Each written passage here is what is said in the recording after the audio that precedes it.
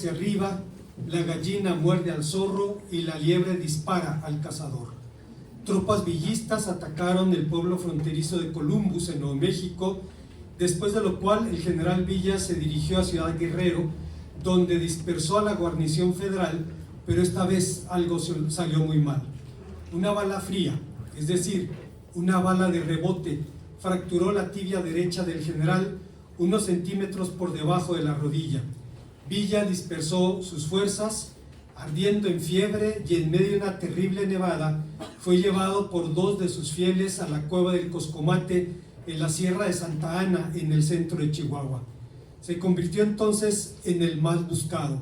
En Columbus le esperaba una horca y $5,000 oro a quien lo entregara vivo o muerto, y tras de él fueron más de 20,000 hombres, entre mexicanos y norteamericanos, equipados los últimos con caballos, camiones, aviones, artillería de montaña, dirigidas por el brillante general John J. Pershing, y contaba con oficiales como Dwight Eisenhower y George Patton, y con veteranos de la batalla de Little Big Horn, la batalla donde Toro Sentado, mató a Custer, y veteranos de la guerra en las Filipinas, y guiado además por rastreadores apaches. Las tropas estaban formadas por los formidables soldados búfalos, reclutas afroamericanos, temidos por su disciplina y su valor casi suicida. Fueron en las guerras indias donde los nativos pusieron a los soldados afroamericanos soldados búfalo, porque decían: tienen el pelo rizado, la cara negra y no se echan para atrás. Son gente que se muere en la raya. Las tropas estaban formadas por esa gente de un valor casi suicida, y los rastreadores no hicieron mal su trabajo. Guiaron a los expedicionarios al pie de la cueva del Coscomate. El lugar les gustó para acampar, y desde allí Villa los veía y los oía cantar en las noches, pero nunca lo encontraron. El más buscado estaba en su refugio secreto. El lugar lo hizo inalcanzable. En esta ocasión nadie llegaría a él ni podría sacarlo de allí. Guardando el sentido de proporción, el Salmo 91 alude también a un refugio secreto. Habla de una morada segura e inviolable de Dios para los suyos. ¿Qué significa esta promesa para nosotros? Veamos, hermanos, las respuestas que el texto nos ofrece.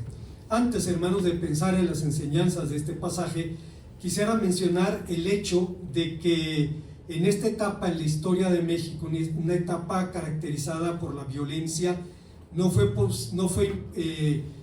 difícil llegar casi al punto de la confrontación de 2 países, cosa que finalmente, afortunadamente, no pasó, pero estuvo a punto de suceder.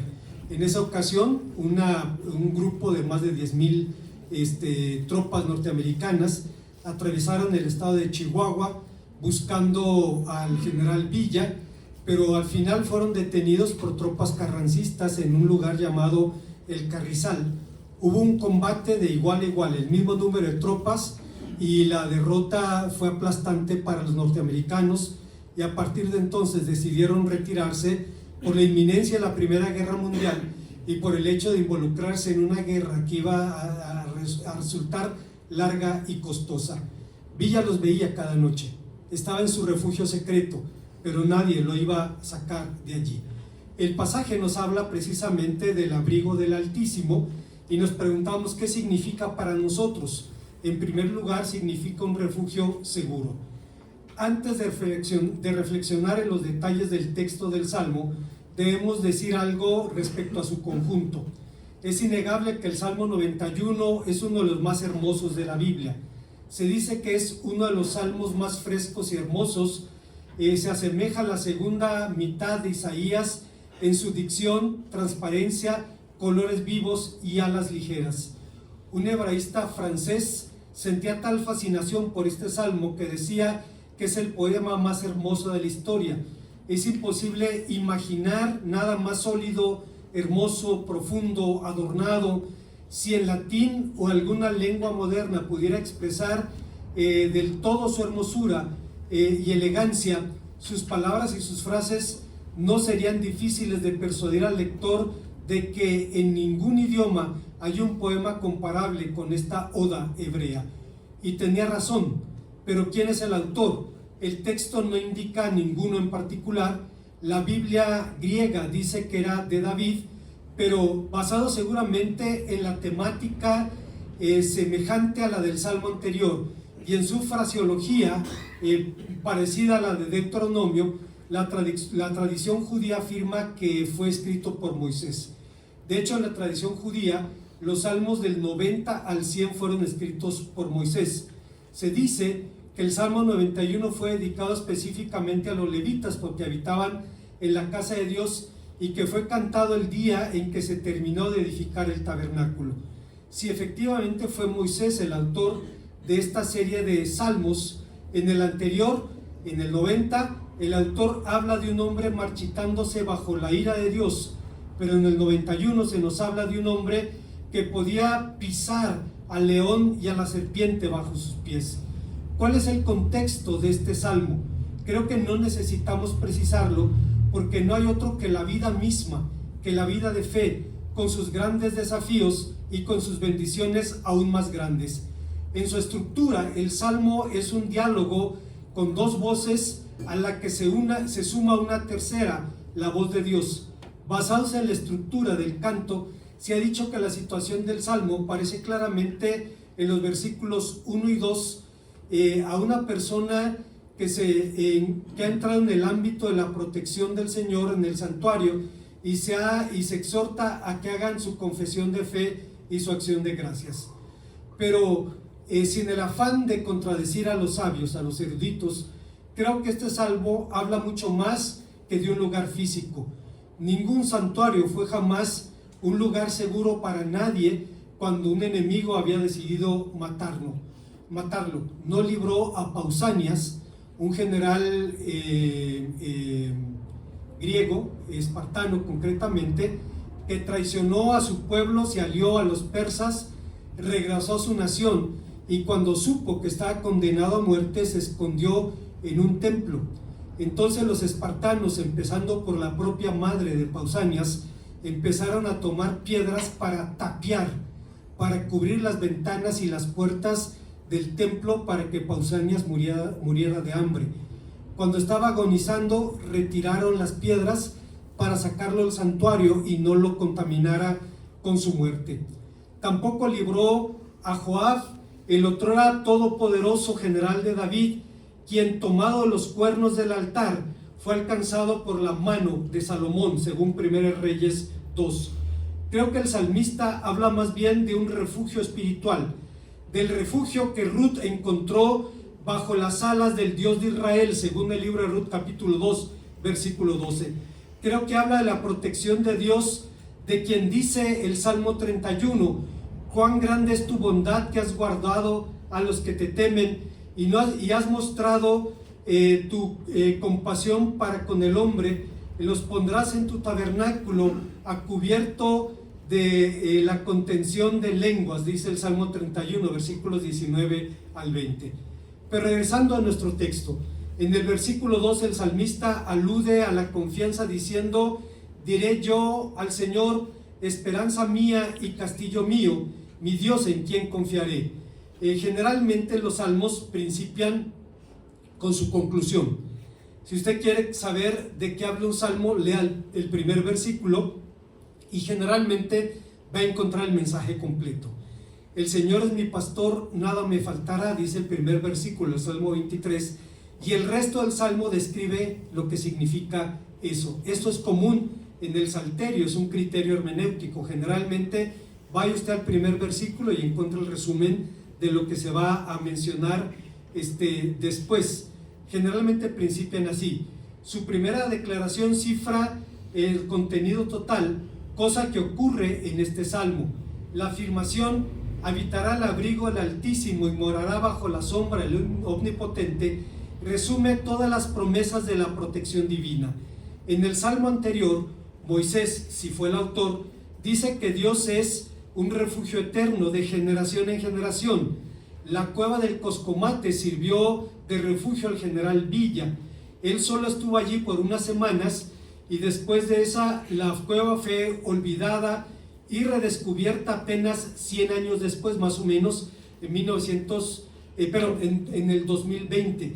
Dios no solo está presente en las obras de la creación, está incluso en la conciencia moral de los hombres caídos, como dice Pablo en Romanos 1, y lo aceptemos o no, Dios, como decía Agustín de Hipona, está ausentísimo y presentísimo, tan presente que el ateo incluso tiene que definir su identidad delante de Dios y declararse ateo.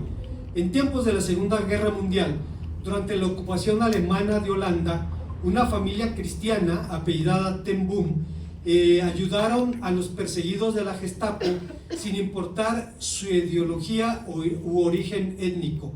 Convirtieron su pequeña relojería en un refugio secreto donde ocultaron lo mismo a judíos que a partisanos comunistas. Cuando fueron descubiertos, los Ten Boom terminaron en campos de concentración donde murieron 4 de los miembros de la familia. No era una familia joven y romántica, no era una familia idealista.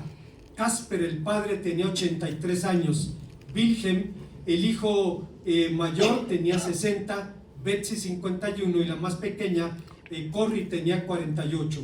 Betsy y Corrie fueron enviadas al infame campo de Ravensbrück, donde soportaron vejaciones y sufrimientos indecibles. Pero Betsy decía, cada vez que pasaban por una situación difícil, que cuando recobraban la libertad tenían que hacer algo por esa gente. Corrie creía que su hermana pensaba en algún programa de rehabilitación de los prisioneros de los campos de exterminio. No fue sino hasta más tarde que Corrie entendió que Betsy se refería concretamente a los custodios alemanes. Deseaba encontrar algún modo de enseñarles a amar, de compartirles el amor de Dios. Corrie comentó después, y me pregunté, no por primera vez, de qué clase de persona era Betsy, esta hermana mía, en qué clase de sendas transitaba ella mientras yo marchaba penosamente en aquel mundo de duras realidades. Betsy murió en Ravensbrück, y cuando fue liberada, Corrie fue inmediatamente a Alemania a hacer evangelismo personal en las calles. Un día de 1947, en Múnich, un hombre quiso saludarla y él le estiró la mano, y al ver su rostro lo reconoció de inmediato. Era de uno de los guardias más brutales de Ravensbrück, uno de los hombres ante los cuales había desfilado desnuda junto a su hermana y que había soportado toda clase de vejaciones en ese lugar. El hombre le dijo que se había convertido, que Dios le había perdonado de todas sus maldades, pero necesitaba que ella le dijera que lo perdonaba. Corrie le dio la mano, lo perdonó, y la historia de la familia Ten Boom gira en torno al refugio secreto. Pero ese refugio no era su pequeña relojería en la ciudad de Haarlem. Su refugio estaba en el abrigo del Altísimo y a la sombra del Omnipotente. Si Moisés fue el autor de este salmo, bien sabía de lo que estaba hablando cuando hablaba de refugio. La estrechez del escondite de sus padres y la anchura del desierto de Madián lo ocultaron de la mano del faraón. Nunca fue protegido por hombres poderosos, jamás tuvo patrocinadores ricos e influyentes. En lugar de esto fue salvado por mujeres. ¿Y qué mujeres? Las parteras que desobedecieron al faraón y preservaron su vida, su madre y su hermana, que lo arrojaron al flujo de la gracia de Dios en el Nilo. La hija del faraón, que lo rescató y prohijó, y Tzipporá, su mujer, que con una navaja de pedernal lo libró de la mano del Señor, según dice Éxodo 4, 24 al 26. Pero si el verdadero escondedero de Moisés fue siempre el Dios de sus mayores, el Dios de Abraham, de Isaac y de Jacob, el salmista estaba aludiendo exactamente al mismo refugio que podemos encontrar en él. Hay una segunda enseñanza en este pasaje. Ese refugio secreto significa la injerencia directa de Dios en nuestra vida. Alguien dijo que Dios creó al hombre a su imagen y que desde entonces el hombre busca devolverle el favor. lo que dijo Voltaire cuando afirmó esto es que los hombres queremos a Dios hacerlo como a nosotros, un transformen al que podamos manejar y podamos diseñar un Dios por diseño. Dijo que solemos ver a Dios como nos vemos a nosotros mismos. Significa que no todos los creyentes creemos lo mismo de Dios. No me refiero a desacuerdos entre judíos y cristianos o entre católicos y protestantes. Me refiero al hecho de la existencia de un Dios personal, creador, santo, sabio, poderoso, que dicen algunos no tiene injerencia directa sobre su creación. Para ellos, Dios es una especie de relojero que le dio cuerda a la maquinaria del universo y que a partir de entonces funciona a base de leyes mecánicas. Es un Dios que está de vacaciones, entre comillas, y que muy excepcionalmente tiene una injerencia en el mundo a través de sus milagros. Hasta cierto punto es comprensible la popularidad de esta idea porque elude el problema de explicar los hechos de Dios, lo que no siempre es posible hacer. Es más fácil atribuir las aparentes contradicciones a su bondad, sabiduría y poder a meras leyes mecánicas. Expresión de esta ideología es la llamada declaración positiva, que afirma que lo que declaras recibes. Y se dice también que la práctica de decir en voz alta lo que se desea que pase con la esperanza de que Dios la haga realidad. Los seguidores del Evangelio de la Prosperidad suelen afirmar que las palabras tienen poder espiritual y que si las decimos en voz alta y con la fe correcta podemos obtener riqueza, salud, poder, atar a Satanás y obtener todo lo que queremos. Recuerdo, hermanos, hace muchos años la hermana Ingrid Pérez, ella es dentista, atendía a una paciente quien le dijo que su hija estaba enferma de cáncer, y la hermana Ingrid le preguntó cómo se llama su hija, porque le voy a pedir a mi iglesia que oremos por ella. Mire, hermana Ingrid, gracias, pero no es necesario, ella ya sanó. Ah, bueno, pues gracias a Dios. Sí, declaramos sanidad y ella sanó. Ah, bueno, pues gracias a Dios. Al mes siguiente volvieron a verse y le pregunta a la hermana, ¿cómo está su hija? Murió la semana pasada. Pero hermano, usted me dijo que sanó. Sí, pero murió sana. Hermana, nadie se muere de salud. No, pero declaramos la sanidad. Son personas que dicen, si aceptas el dolor, el sufrimiento, la enfermedad, le das poder al adversario sobre tu vida, y hay que decir siempre lo mejor posible, y que casualmente, hermanos, es lo mismo que dicen los que le leen el tarot, los que le leen la bola de cristal: salud, dinero y amor. Es exactamente la misma promesa. Bueno, teóricamente esto se opone a la confesión negativa, que consiste en reconocer dificultades, enfermedad y pobreza y por tanto aceptarlas, y con ello rechazar la comodidad, la riqueza, la salud que Dios ha planeado para nosotros. Suena muy bien, pero no es bíblico. De hecho, es antibíblico, pues contradice la naturaleza de Dios y contradice también el propósito último del hombre. Otros, en cambio, basados en el testimonio de la Biblia, creemos que Dios tiene injerencia directa sobre su creación, aún en aquellas cosas que no podemos entender o que parezcan contradecir nuestra fe.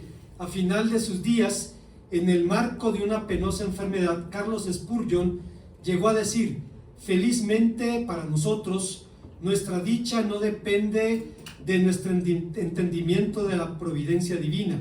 Somos capaces de creer lo que no podemos aceptar y nos conformamos con dejar 1000 misterios sin resolver antes de tolerar una sola duda en cuanto a la sabiduría y bondad de nuestro Padre Celestial. Se dice que Spurgeon tenía un problema de nefritis mal diagnosticada. Le atendían gota, pero su mal era renal, y en la última etapa de su vida se fue a vivir a la costa de Francia, en donde escribió un librito que se llama Cartas desde el sufrimiento.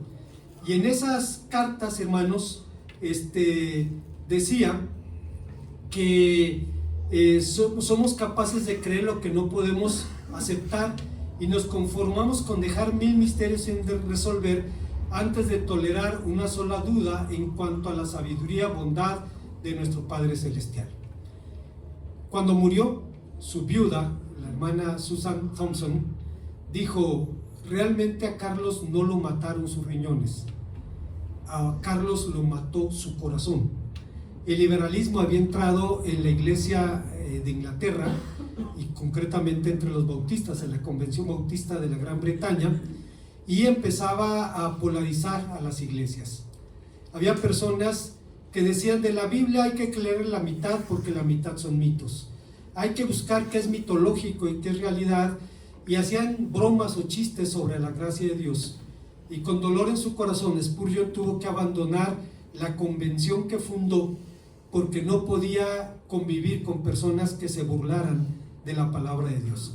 Entre ellos estaba su hermano, un hermano carnal, y dice Spurgeon: no puedo aceptar como hermanos míos aquellos que hacen motivo de bromas la gracia de nuestro Dios. Pues como haya sido, lo cierto es que su muerte salvó a Inglaterra del liberalismo, salvó a los Estados Unidos y por ende salvó a México. Por eso no llegaron a trascender en la medida que lo hicieron en Europa. Y hermanos, sabemos también por qué está Europa como está. Había comentado hace tiempo de un querido amigo paisano de allá de la ciudad de Torreón, Héctor Flores Vázquez, quien fue como misionero a España y concretamente a Ibiza. La verdad es que me extraña que alguien piense que se puede ser misionero en Ibiza, porque la gente va a Ibiza a buscar la vida loca, no va a buscar el evangelio. Pero él llegó allá a predicar. Y dice: en Ibiza me hice amigo de un pastor español. Y dice, y había una queja en su iglesia sobre el pastor. Y la queja de la iglesia era que no se paraba en la puerta para despedir a la congregación. Dice Héctor: siempre hay una queja contra los pastores, estamos llenos de defectos, hermanos. Y si no los conoce todos, yo conozco de mí mismo algunos que ustedes no saben y de los cuales me avergüenzo. O sea, somos seres imperfectos. Dice: pero yo nunca había escuchado de que el defecto del pastor era que no despidiera a la congregación.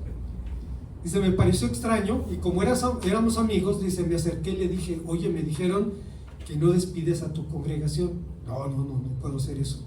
¿Por qué? Pues porque tendría que pararme en la puerta y decirle: Dios te bendiga. ¿Y cuál es el problema de decir Dios te bendiga? Es que no creo en Dios. ¿Cómo? No creo en Dios. ¿Qué estás haciendo aquí? Es un trabajo.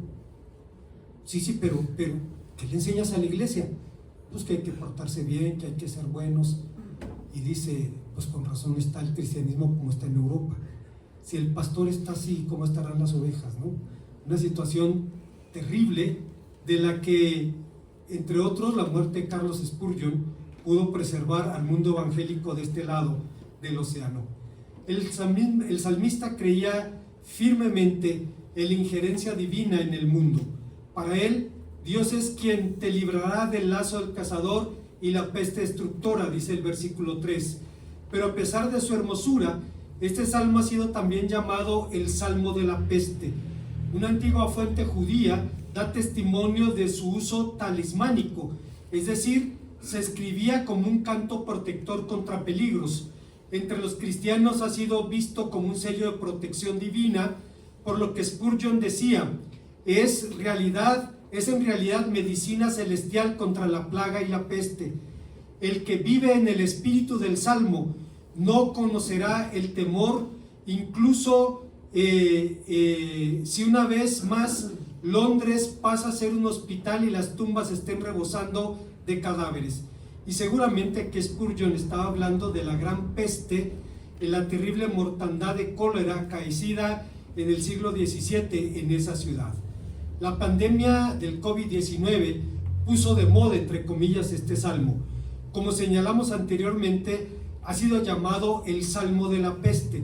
Se ha sugerido que la peste destructora es una alusión a 2 de Samuel capítulo 24 versículo 13, pero no necesitamos un contexto para este salmo, como tampoco necesitamos identificar una plaga en particular, pues como cierto hebraísta decía, cambiando la vocalización de la palabra peste se obtiene el genérico palabra funesta, es decir, algo que puede decirse o describirse como una calumnia hasta una calamidad.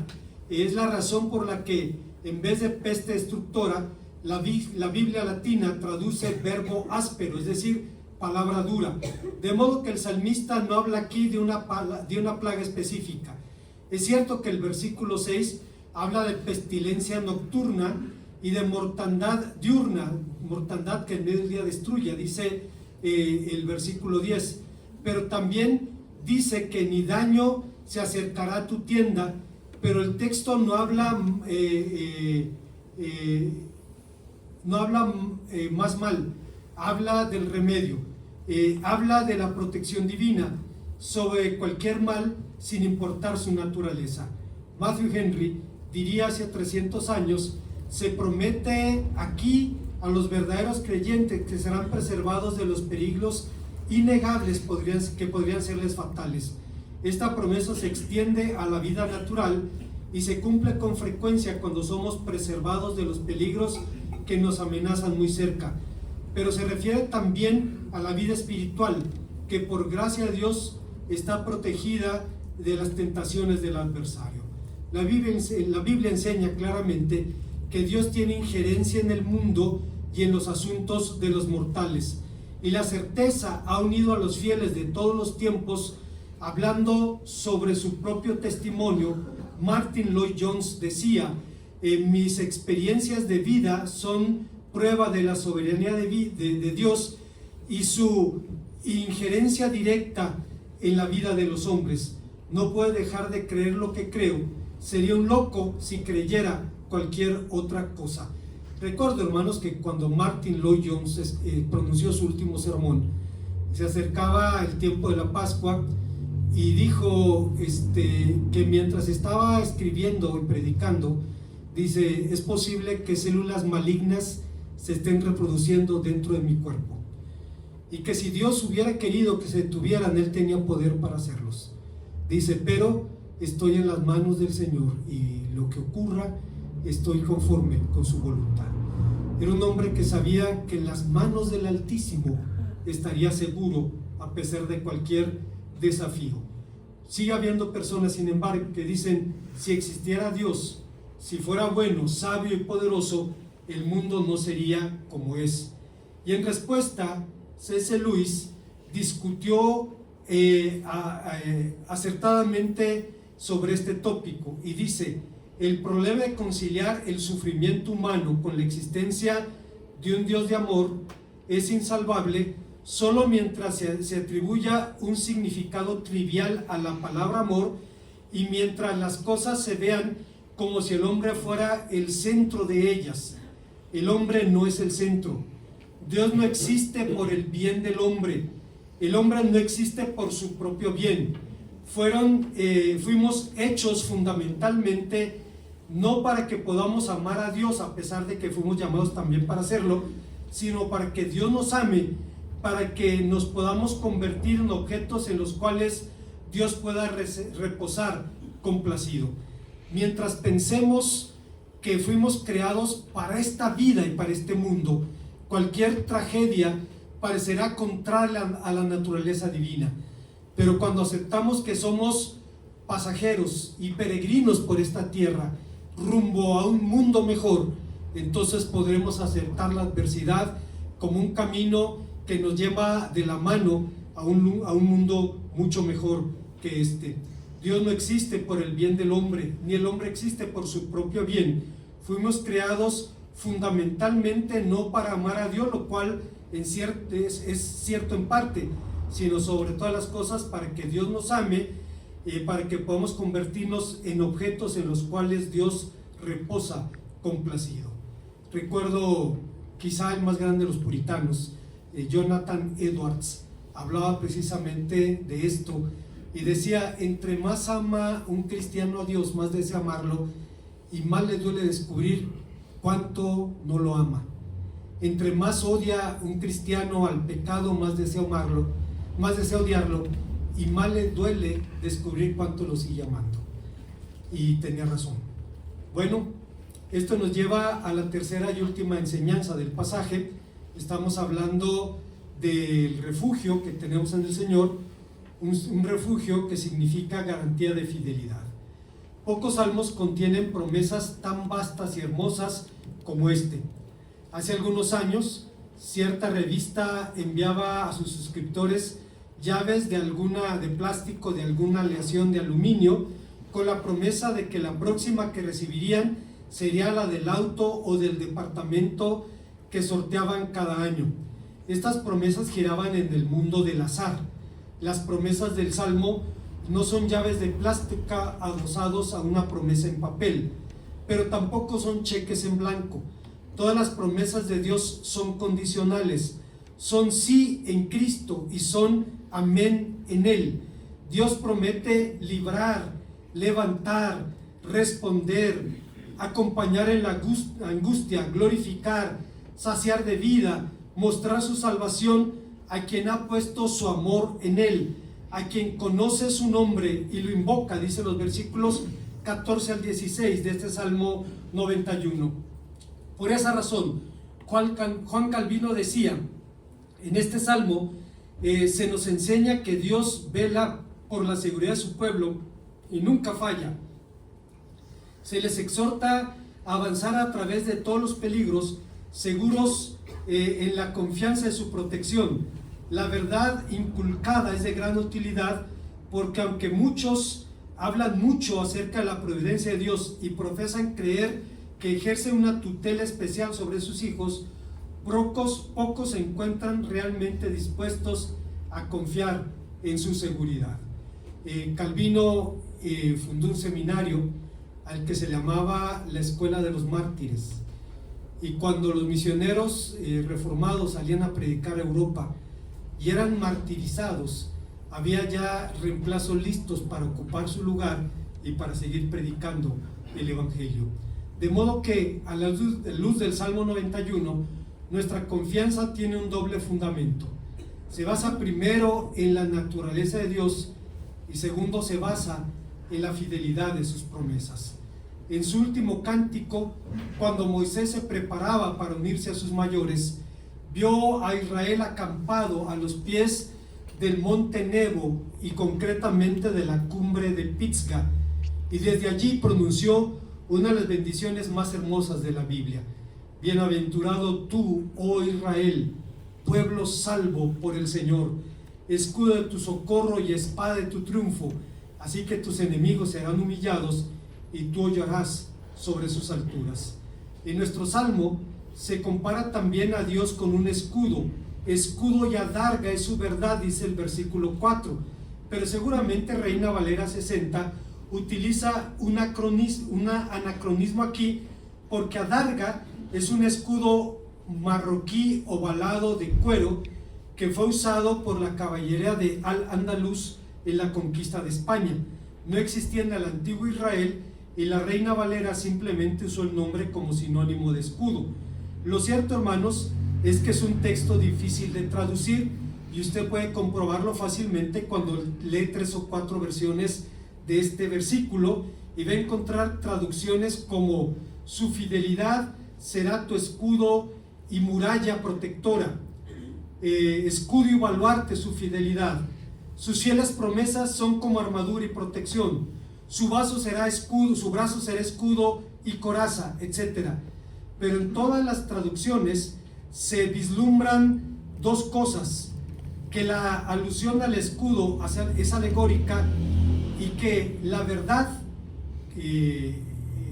expresión que Reina Valera traduce así, viene de la palabra hebrea emuná, que es un verbo estativo, un verbo de estado, no de acción, que significa estar firme.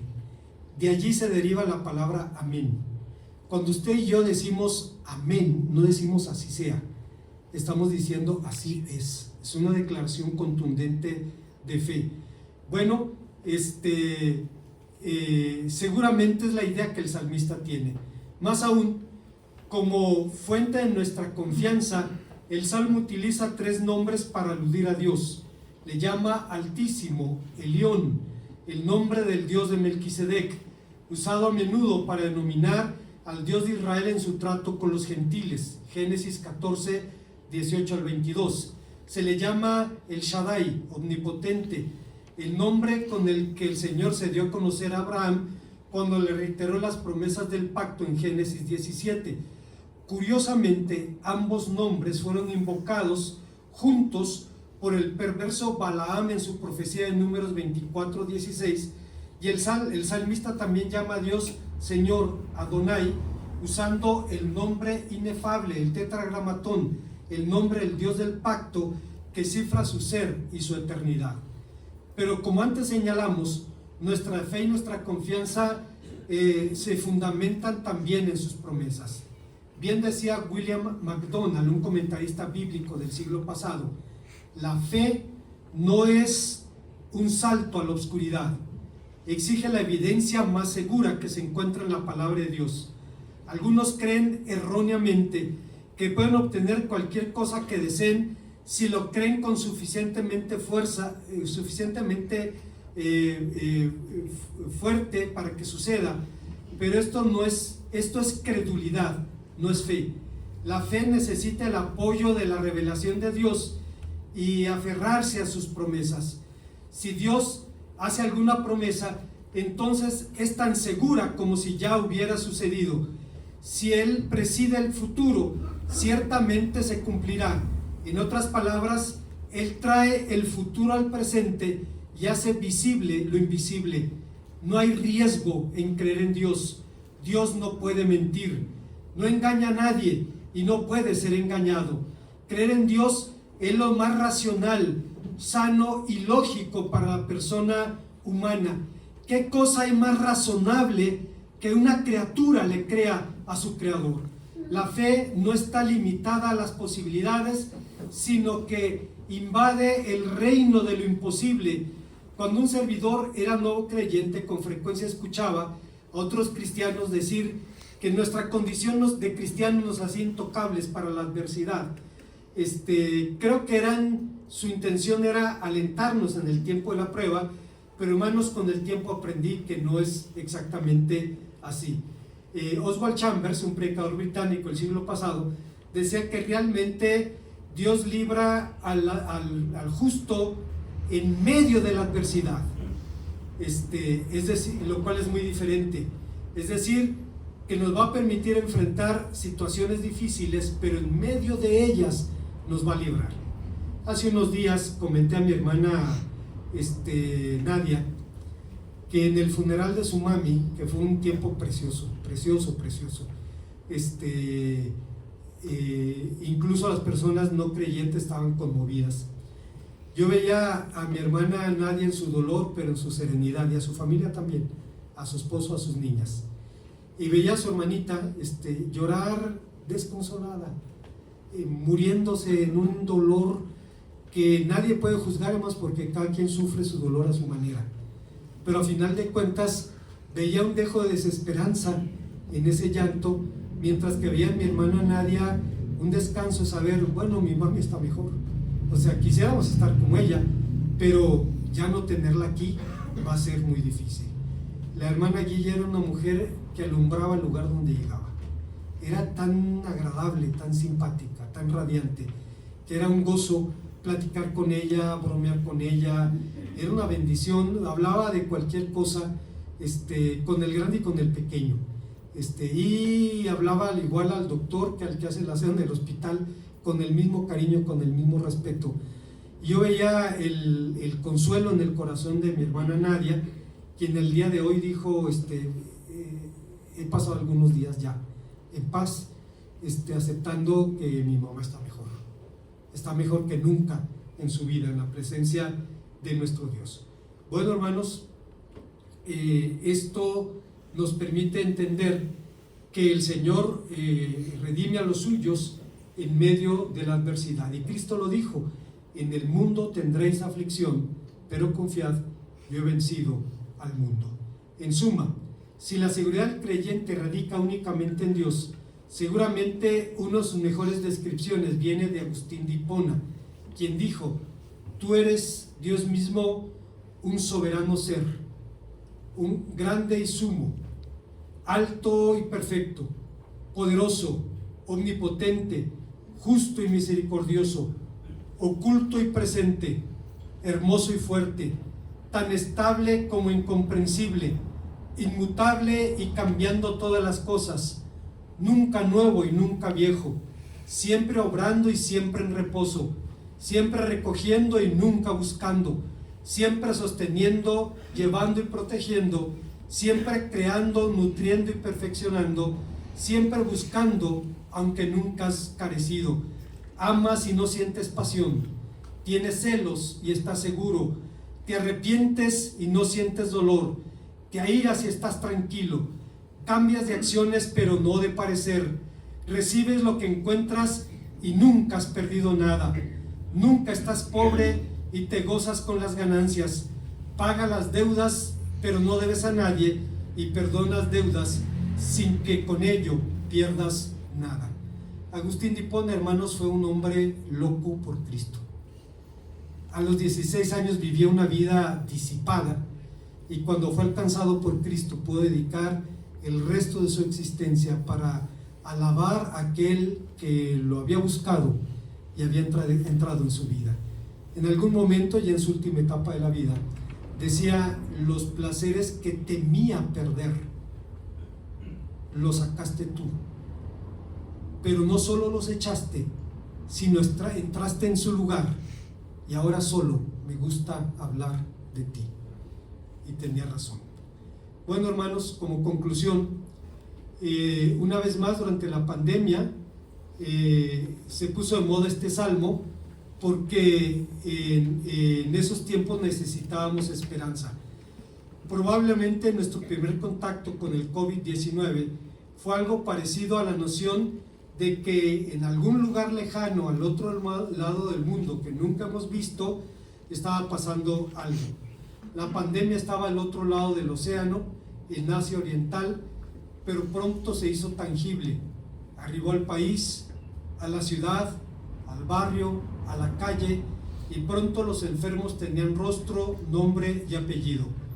Cuando supe del contagio primero y la muerte después del doctor Emilio Escobar, pastor de la primera iglesia bautista de la Ciudad de México, me quedé pasmado. Tenía 40 años de conocerlo y siempre fue un varón pasado por la plomada, un pediatra altamente laureado y reconocido, pero aún así un hombre humilde. Como amigo era una bendición, y como pastor aún más, aunque siendo honestos, como predicador era un puño de hierro envuelto en un guante de seda. Era un caballero en toda la expresión de la palabra. Hablaba con una corrección y con una exactitud, pero cuando subía al púlpito se convertía en un secuestrador que te atrapaba y no te soltaba hasta que te rindieras a aquel que había secuestrado su propia vida y lo había mandado a predicar, y finalmente se lo llevó a vivir con él en su reino.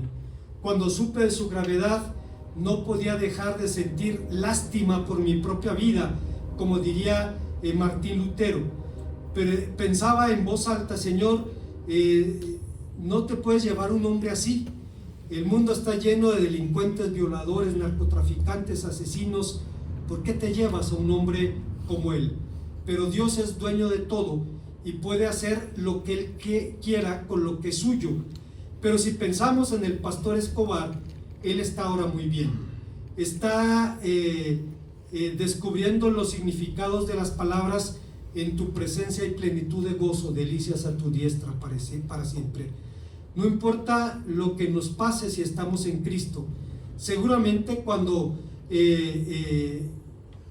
pensamos en las alas de Dios, podemos pensar en alas de águila, que de hecho usó Moisés para representar la protección de Dios, porque en Deuteronomio 32 dice: como el águila excita su nidada, revolotea sobre sus polluelos, extiende sus alas y las toma y las lleva sobre sus plumas.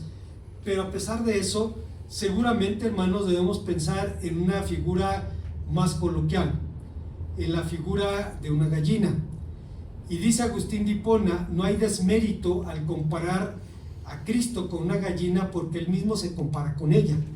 Cuando ora por Jerusalén, dice que matas a los profetas y a los que te son enviados, ¿cuántas veces quise refugiarte como la gallina bajo mis alas y no quisiste?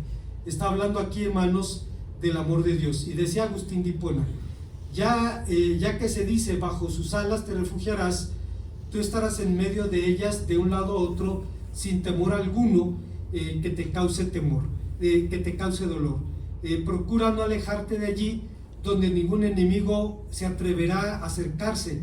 Si la gallina protege a sus polluelos bajo sus alas, ¿cuánto más estamos seguros bajo las alas de Dios cuando el diablo y sus ángeles y todas sus potestades del aire revolotearán sobre nosotros, pero no nos podrán alcanzar?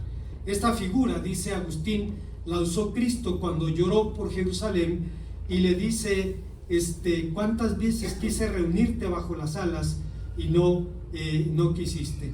La obra del Señor es la salvación realizada. La salvación es la plena realidad del propósito divino de su misericordia. Una vez más, cuando el general Villa atacó la ciudad de Columbus, entró de nuevo al territorio mexicano, atacó Ciudad Guerrero y entonces salió algo muy mal.